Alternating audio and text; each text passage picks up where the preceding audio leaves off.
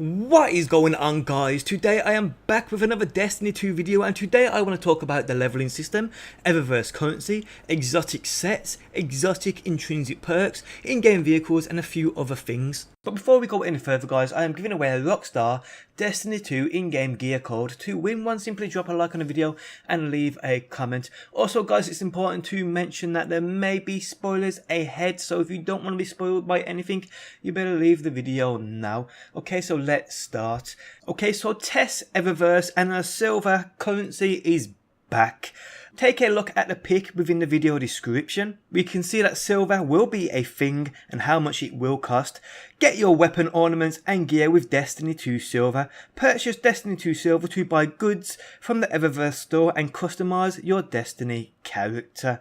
Now, I am fine, 100% fine with in-game currency as such. As long as there's nothing like pay to win, I'm completely happy about it, and I may even spend money myself. Now, I will also mention that there is a new currency which you can spend with Tess Eververse called Bright Dust. Bright Dust can be obtained by dismantling items acquired through Bright Engrams. So we've seen some gameplay of Bright Engrams dropping. The gear you get from these engrams, if you dismantle, you will get something called Bright Dust, which is an Eververse specific currency. Now, if we can use this currency to buy the same things we would with silver, that's actually amazing. It means we probably won't have to spend at all. So yes, a new in-game currency called Bright Dust, which you get for dismantling gear which comes from Bright Engrams. So moving on, and we're going to talk about vehicles within Destiny 2. Now, the second picture linked in the video description is taken straight from the guide, and it states as follows: in addition to your ship and Sparrow, there are other vehicles you're able to drive or pilot during the course of your exploration. These are as follows: pikes, fallen land vehicles piloted by a Dreg. Pike gangs are found randomly in some public sectors as part of a secret public event. Remove the Dreg from the pike to use it and its forward firing cannons yourself. So it's important to remember that, guys. Dregs on pikes will be a part of a secret public event. Okay, they also go on to mention Interceptors, which you are all familiar with. Cabal land vehicles piloted by a Scion. Interceptors are found normally in some Cabal dominated public sectors as part of a secret public event. More secret public events. Defeat the Scion and hop on that Interceptor. It has a tougher armor than a pike, but is a little bulkier. You're able to drive an Interceptor during an adventure too. Nice. Then we have something new called a Construction APC, a yellow personnel carrier found on Titan and used during a campaign mission Utopia. Consult that mission for further information.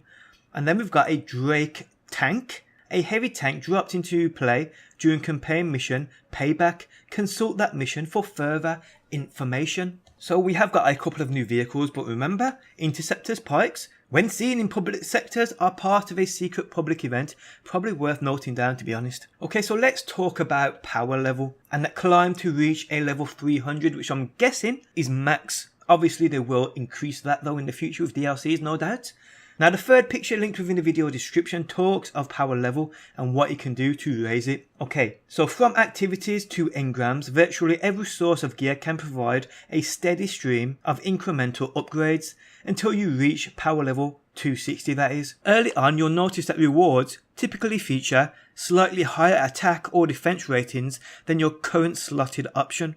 A new chest piece might be a point or two higher than the chest piece you are wearing, even if your overall power level is notably lower. These incremental upgrades are fairly common as your power level grows, but at a power level 260, you'll notice that what used to be a reliable source of upgrades now yields only side grades. And while an equal level piece of gear might be a better fit for your playstyle, it won't do anything to your power level. So what's a Guardian to do? In a word, milestones. Weekly milestones are the best and currently only answer for the power level 260 plateau. If you want to keep gaining power, you'll need to open up the directory and get busy clearing those weekly milestones. See that flashpoint? Go rustle up some public events. Call to arms? Go start trouble in Crucible. If you're yet to finish any of the available milestones, pick one from the list and get to work. Then check the following week and do it all over again. So we should expect probably an easy ride to a power level 260, but when we get to a 260 it's going to be a lot harder and we'll have to do the weekly activities to try and climb the ladder of a 300 power level. Now with the raid dropping a week after Destiny 2's release, I'm kind of guessing as well the gear obtainable from the raid would help us get to that 300 power level mark, but that has not been confirmed yet. Now about 2 or 3 days ago I uploaded basically a leak talking about exotic weapons seen in the guide for Destiny 2. I spoke of such weapons but didn't actually say what they could do in terms of their intrinsic perks and their trait perks. Now finally, due to a leaked image from the actual Destiny 2 guide, I can tell you guys all those very exotic weapons, what their intrinsic perk and trait perks are. So let's go. If you'd like to load up the picture within the video description, you're welcome to do so and read it yourself. So the first weapon is the Cold Heart. This is a trace rifle. Damage type is arc. Intrinsic perk is called Cold Fusion. This weapon shoots a steady cold fusion powered laser. The following exotics including this one are energy weapons, by the way. So the Cold Heart's trait perk is called Longest Winter. Cold Heart's laser does exponentially more damage the longer it remains on a target. The next exotic to talk about is the Hard Light. This is an auto rifle. Damage type is Arc, Solar and Void. Its intrinsic perk is called Volatile Light. Rounds fired from this weapon have no damage fall off, overpenetrate targets and ricochet off hard surfaces. Trait perk is called Arc Core, Solar Core or Void Core. Modify this weapon's damage type to Arc, Solar or Void, which is amazing. The next weapon is a Sunshot. We know about that anyway, but we'll still talk about it. Intrinsic perk is called Sunburn. This weapon fires explosive rounds and highlights targets that take damage from Sunshot. Trait perk is called Sunblast. Targets killed with Sunshot explode in solar energy. We then have a grenade launcher called the Fighting Lion, which has void damage. Intrinsic perk is called Delayed Gratification. Grenade projectiles will bounce off surfaces, hold fire to fire and release to detonate. Trait perk is called Thin the Herd. Direct hits with this weapon do more damage to shield enemy combatants. Rapid kills against grenade damaged enemies will refill the magazine. Nice. We then have the Risk Runner. Intrinsic perk Arc Conductor. When taking arc damage, this weapon becomes more powerful and resists incoming arc damage. Kills extend the time in this overcharged state. Trait perk is called Superconductor. When Arc Conductor is active, shots fired have the chance to become Chain Lightning and return ammo. Okay, so we're going to go on to the power weapon exotics here. And the first one up is called Darcy, which is a sniper, which does arc damage. Intrinsic perk is called Personal Assistant. Aim at an enemy to view its health and other critical information on the scope. Nice.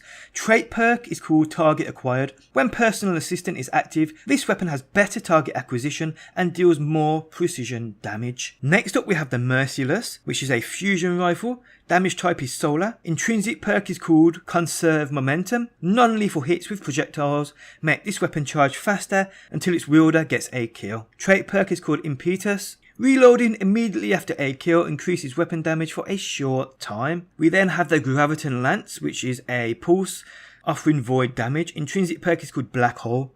Third shot of a burst rips a hole through space-time, doing high damage and recoil with no fall off. Trait perk is called Cosmology. Kills with this weapon cause enemy targets to detonate. We've then got the Skyburner's Oath, which looks like a Cabal weapon. This is actually a scout rifle, believe it or not. Well, that's what it states here. Damage type is Solar. Intrinsic perk, Slug Rifle. This weapon fires solar slugs that get stronger when aiming down sights. Trait perk is called For the Empire. This weapon is full auto, does extra damage to Cabal and penetrates phalanx shields. To be honest, I'm not sure. It could indeed be a scout rifle, but why in this guide does it state that it's a power weapon? Oh well, it could be a misprint, it could be correct, who knows. Next weapon is called The Legends of Acreus, which is a shotgun offering arc damage.